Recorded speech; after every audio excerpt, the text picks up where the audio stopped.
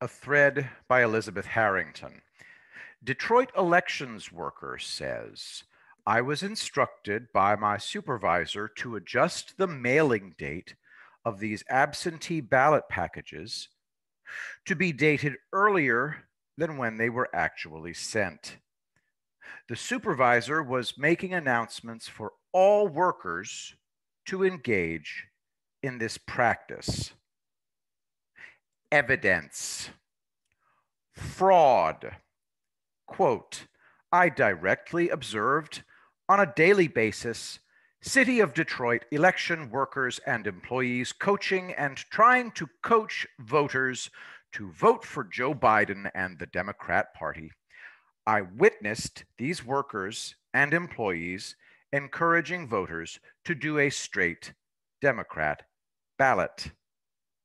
I witnessed these employees going over to the voting booths with voters in order to watch them vote and coach them for whom to vote.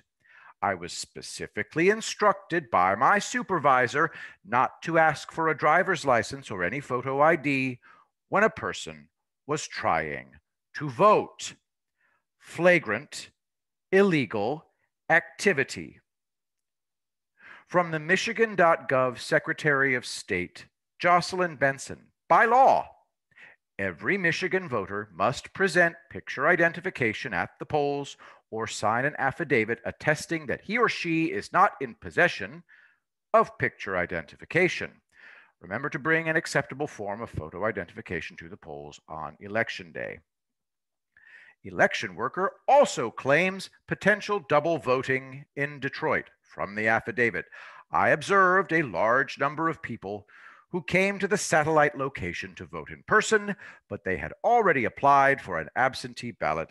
These people were allowed to vote in person and were not required to return the mailed absentee ballot or sign an affidavit that the voter lost the mailed absentee ballot. I was instructed to not look for any deficiencies in the ballots. Another sworn affidavit from GOP poll watcher Zachary Larson, former Assistant Attorney General, quote, she had seen many ballots scanned that did not register in the poll book but were nonetheless processed. From a poll watcher, quote, this practice of assigning names and numbers indicated that a ballot was being counted for a non-eligible voter who was not in either the poll book or the supplemental poll book. From my observation, the voters were certainly not in the official poll book.